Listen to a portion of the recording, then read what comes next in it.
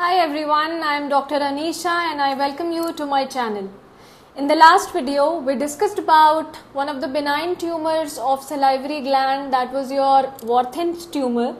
And I had already told you Warthin's tumor is one of the important topics of the chapter, and it is very important from examination point of view. Now today we shall be moving on with one of the another benign tumor of the salivary gland origin, that is your basal cell adenoma. Now before starting the discussion, I would like you to kindly subscribe to my channel for further videos. Now starting with the introduction of basal cell adenoma, जैसा कि आपको नाम से समझ में आ रहा होगा कि इस बेसिकली एडिनोमा में जो इन्वॉल्व्ड सेल होंगे वो होंगे आपके बेसल सेल्स. तो अगर बेसल सेल एडिनोमा के इंट्रोडक्शन की बात करूं तो basically it is a neoplasm of a uniform population of basaloid epithelial cells. I already told you this, which are arranged in basically four kind of patterns: solid, trabecular, tubular and membranous pattern. Basal cell adenoma में आपका जो the most important thing which is to be remembered in the introductory portion is, सबसे पहले आपको बताना पड़ेगा कि ये जो बेसल सेल एडिनोमा है, it is basically the adenoma of basaloid epithelial cells. Alright, and these basaloid epithelial cells are arranged in different kind of patterns.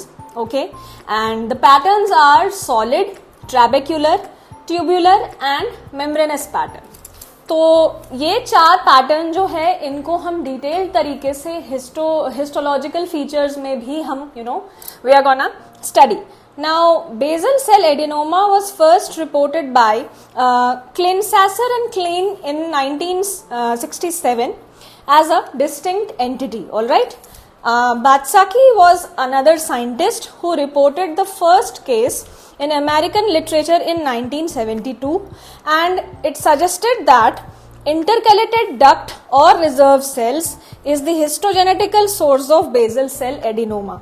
Now this is something which is very important from the histogenesis point of view.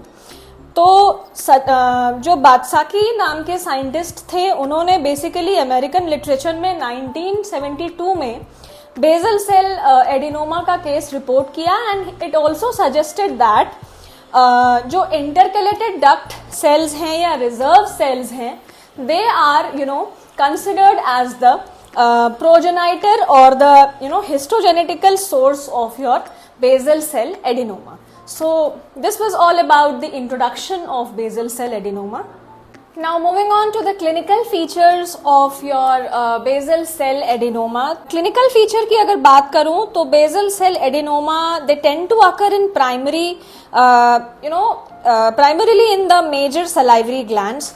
तो हमने ऐसे बहुत सारे benign tumours के बारे में पढ़ा, salivary gland tumours के बारे में, जो कि या तो मेजर सलाइवरी ग्लैंड में ज़्यादातर अकर होते हैं या फिर माइनर सलाइवरी ग्लैंड में.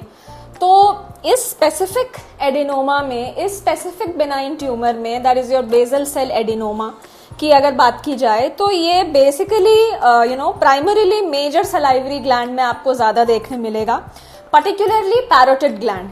Now one thing I would like to recapitulate is जो आपका Warthin's ट्यूमर था वो भी primarily parotid gland में ही मतलब ज़्यादातर केसेस हमें देखने मिले हैं. Now in the series reported by Batsaki and associate, I already told you parotid gland में particularly ज़्यादा basal cell adenoma नज़र आता है. Now 48 of the 50 tumors were in the parotid glands, ये एक स्टडी के अकॉर्डिंग है, and 2 were in the submaxillary glands. All right. तो ये आपका ओवरऑल एक लोकेशन है जो कि बहुत इंपॉर्टेंट है जब आप बेसल सेल एडिनोमा को स्टडी करते हैं. नाउ अगर मैं साइंस एंड सिम्टम्स की बात करूं तो सबसे पहले tumour is usually painless. Again ये जो ट्यूमर होगा ये बेसिकली पेनलेस होगा, and it is characterised by slow growth. तो ये जो हमारे बिनाइन ट्यूमर्स हैं, इनमें बेसिकली यही देखा जाता है कि जो ग्रोथ रेट है वो बहुत ही स्लो होता है एंड अगर पेन की अगर बात की जाए तो इनिशियली आपको पेनलेस ही पेशेंट रिपोर्ट करेगा. Okay, they chiefly occur in adults. Okay, an average age of patient being 57.7 years with the peak incidence seen in the 6th decade. तो अगर हम एज प्रेडिलेक्शन की बात करें तो ये अडल्ट्स में ज़्यादा नज़र आता है. And tumour can also occur in younger person also, right. तो जो आपके एवरेज एज हैं, जो कि बेसल सेल एडिनोमा जिसमें देखा जाता है, that is basically your 6th decade of life. Almost 60 years of age जो आपके अडल्ट पेशेंट्स होंगे उनमें आप ज़्यादा देखेंगे. बट जो यंगर पेशेंट्स हैं उनमें भी केसेस रिपोर्ट किए गए हैं. नाउ जेंडर प्रेडिलेक्शन की अगर बात की जाए तो मैंने ऑलरेडी आपको बताया था कि majority of the salivary gland tumours जो हैं वो आपको फीमेल में नजर आएंगे. So again, although exception is always there, and one of those exceptions which we studied was Warthin's tumor, and जो हमारा वॉर्थन्स ट्यूमर था वो मेल में ज़्यादा नज़र आ रहा था, रिपोर्ट्स के अकॉर्डिंग. एंड अगर बेसल सेल एडिनोमा की बात की जाए तो फीमेल प्रेडिलेक्शन आपको ज़्यादा नज़र आएगा with the ratio of 2:1, right? Now the second symptom is basically the consistency. अगर आप swelling को अगर आप पैल्पेट करेंगे तो आपको फर्म swelling नजर आएगा, आप फील कर पाएंगे. And it might be cystic and compressible also. Now depending upon the pattern, कौन सा पैटर्न है उसके अंदर सिस्ट है या नहीं है, तो उस हिसाब से सिस्टिक भी हो सकता है. And because of that compression भी available, compression can also be seen, all right. But overall जो ट्यूमर है that will be firm in appearance when palpated, all right. Now these tumors are clinically indistinguishable from the pleomorphic adenoma. तो इनका जो appearance है, इनके जो signs and symptoms हैं वो pleomorphic adenoma से काफी ज्यादा indistinguishable हैं. They are very similar to those of the pleomorphic adenoma. Now as far as size is concerned, again तो it is basically less than 3 centimeter and जो उसका greatest diameter होगा वो 3 centimeter से ज़्यादा आपको नहीं नजर आएगा. तो this was all about the clinical features of basal cell adenoma. Moving on to the histological features of basal cell adenoma. तो as usual हम histology को दो aspect में हम study करेंगे. Firstly we'll study the macroscopic features of the basal cell adenoma and then we'll move on to its microscopic feature, right? तो अगर macroscopic feature की बात करूं तो basal cell adenoma occurs as single well defined nodule. Okay, तो overall अगर आप grossly basal cell adenoma के ट्यूमर को ऑब्जर्व करेंगे तो it appears as a single well defined nodule. जो आपका जो आपका membranous type of basal cell adenoma होगा, हमने इंट्रोडक्शन में ऑलरेडी 4 पैटर्न के बेसल सेल एडिनोमा को पढ़ लिया था: solid, trabecular, tubular and finally membranous, right. तो जो membranes type of basal cell adenoma होगा that will be multifocal in the nature, right. Now tumour in salivary gland जो होगा that will be well defined capsulated. So the next point says about the capsule of the tumor. अगर tumour major salivary glands में present होंगे तो the tumour is going to have a very well defined capsule. And जहां तक इंट्राओरल tumour की बात है तो आपको जो उसके कैप्सूल होंगी, मतलब जो उसकी कैप्सूल होगी ट्यूमर की, that will be less well defined. Alright. Now अगर हम कट सरफेस की बात करें तो जो कट सरफेस है is often homogeneous with grey to brown in colour and it may have a cystic area. तो अगर हम कट सरफेस को ऑब्जर्व करेंगे तो it will be homogeneous with grey to brown in color, and it may have a cystic area depending upon the pattern. All right, so this was a short description about the macroscopic feature of basal cell adenoma. Moving on to the microscopic feature of basal cell adenoma. तो अगर microscopic feature की बात करूं तो जब जो basal cell होंगे basically जो इस लीजन को they make up the lesion, they are fairly uniform and regular and they have two morphological forms present. All right, तो इंट्रोडक्शन में ही हमने पहले ही डिस्कस किया था कि इस एडिनोमा का जो बेसिस है, it is basically related to the basaloid cells or the basaloid epithelium which are arranged in different kinds of pattern. Okay, and तो उस basaloid cell की या basal cell की अगर बात की जाए तो ये दो morphological forms में we can see. All right, and they are arranged very fairly, very uniformly and in a very regular pattern. All right, तो जो दो मॉर्फोलॉजिकल फॉर्म है, they are basically, the first one is small cell with scanty cytoplasm and deeply round basophilic nucleus. All right, and the other cell is large with eosinophilic cytoplasm and it has an ovoid pale staining nucleus. So two different kinds of basal cells are present. इनकी दो different kinds of morphology है. एक type के जो basal cells हैं, they are very small cells with scanty cytoplasm and they have a deeply round basophilic nucleus. And जो आपका दूसरा category का basal cell है, they are basically larger in size with eosinophilic cytoplasm and an ovoid pale staining nucleus.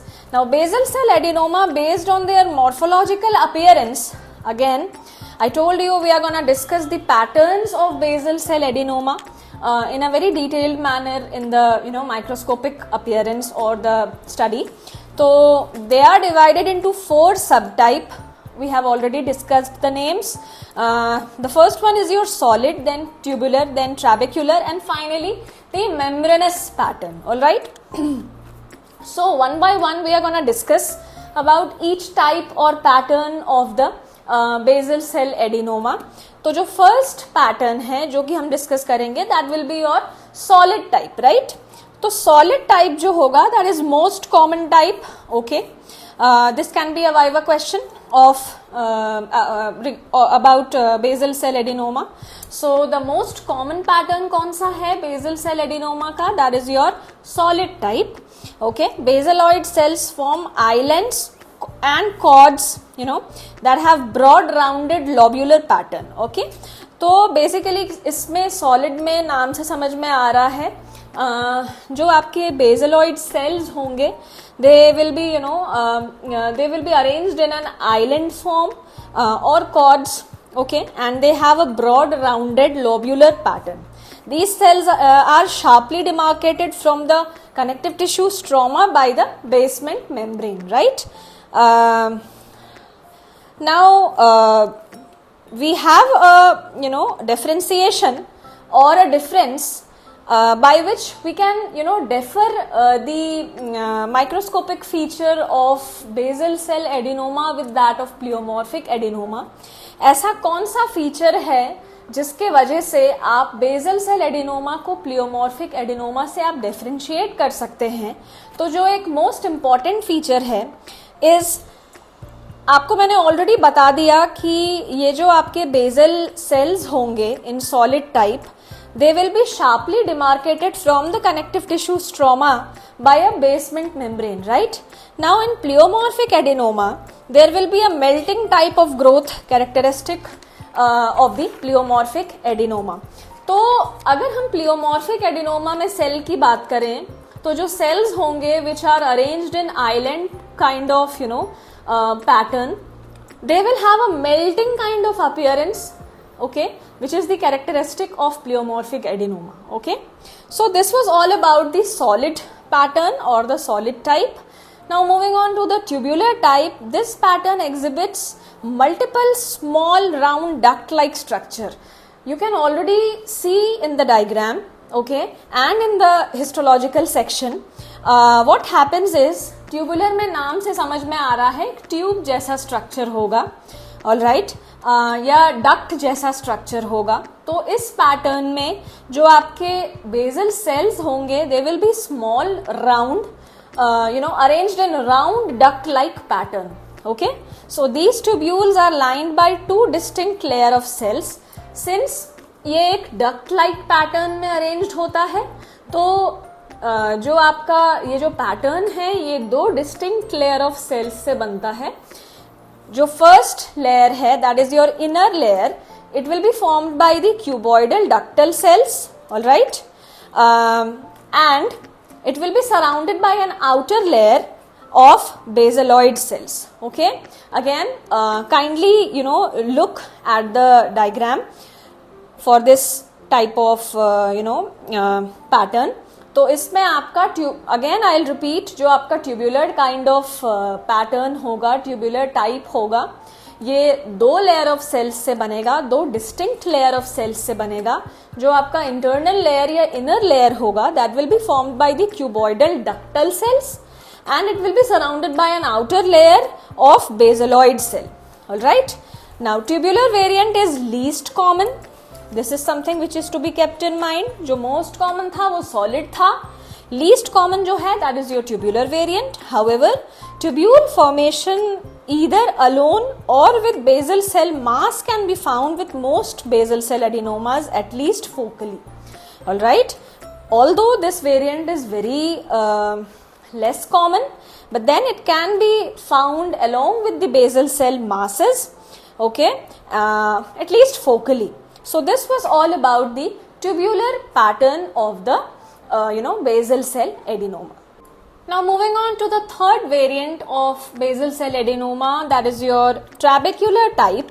नाम से समझ में आ रहा है trabecular is something like network kind of pattern. तो same cytological feature as the solid type is seen in trabecular type. The epithelial islands are narrower and cord-like and are interconnected with each other producing a reticular pattern. Now I already told you एक network kind of structure create हो जाएगा, एक network kind of या reticular kind of pattern हमें देखने मिलेगा। and जो इसमें epithelial islands हैं they are narrower. It is almost similar to the solid type, but इसमें डिफरेंस ये है कि जो एपिथेलियल आइलैंड्स हैं या कॉर्ड्स हैं they are narrower in comparison to the ones seen in solid type. And the most important thing is इसमें जो आपके आइलैंड्स हैं एंड जो बेसिकली कॉर्ड लाइक स्ट्रक्चर्स हैं बेसल सेल्स के, they are interconnected with each other and they give a network like or a reticular like pattern, and that is why the name trabecular type, right? Now moving on to the last type, that is your membranous type.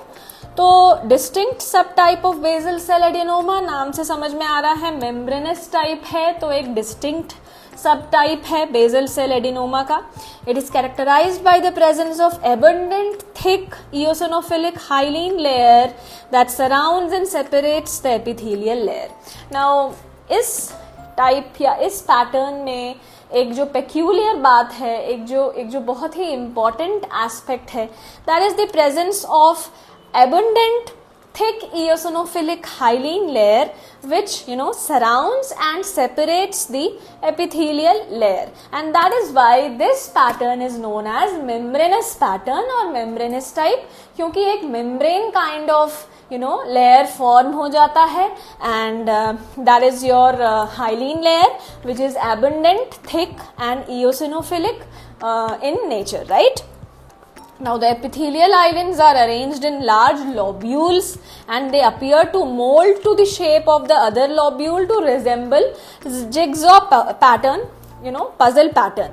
So one more thing which is to be kept in mind in membranous pattern is ये जो आपके epithelial islands हैं वो adjacent epithelial island का जो shape है उसके according खुद को mold कर लेते हैं and they give a jigsaw kind of pattern, जो हमारे jigsaw puzzle pattern होते हैं उनको ये resemble करते हैं. You can see in the picture.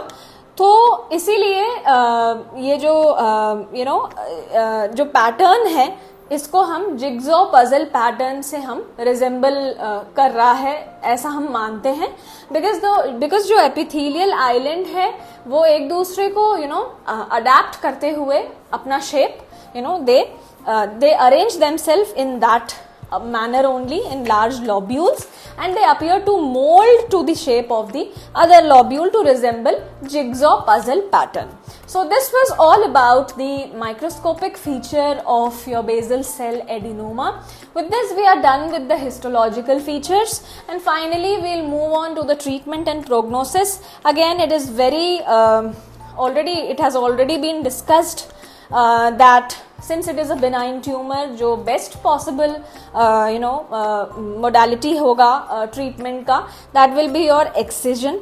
And जहाँ तक recurrences की बात है तो it is seldom seen, है ना, तो इसीलिए जो इसकी prognosis है that is also good. So this was all about the treatment and prognosis also. With this we are done with the topic of basal cell adenoma. The most important things which are to be kept in mind is its variation of the pattern. It's different kinds of pattern which are seen in basal cell adenoma. आपको इसका histological aspect भी अच्छे से you have to study from the examination point of view, from the viva point of view. If you have any doubts, you can get back to me in the comment section. I hope I have made it clear to you, and if you liked the video, do like, share and subscribe to my channel. Thank you so much.